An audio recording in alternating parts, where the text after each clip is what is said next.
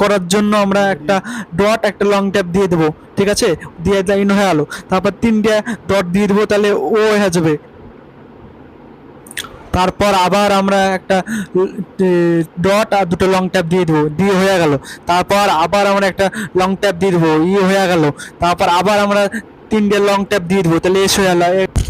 আমরা 1 million coil পেয়ে গেলাম। এবার কয়েলগুলা খরচা করার জন্য আমাদেরকে যেতে হবে ওই সাইডে। আপনারা খরচা করবেন কয়েল, খরচা করলে আপনাদের রেটটা বাড়বে, ঠিক আছে।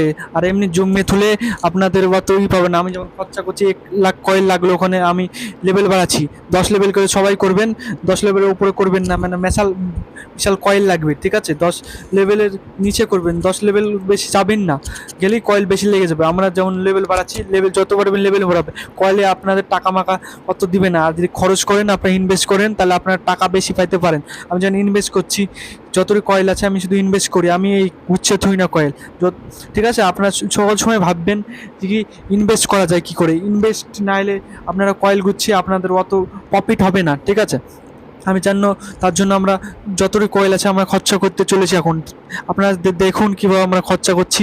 আপনারা যদি পয়েন্ট বাড়ান, 10 করে কয়েলের পয়েন্ট বাড়ান, তাহলে এই ভিডিওটা একটা লিঙ্ক দিয়ে দেবো ডিসক্রিপশনে। আমার আরেকটা চ্যালেঞ্জ আছে, ওই চ্যালেঞ্জে আপনারা যেতে পারেন।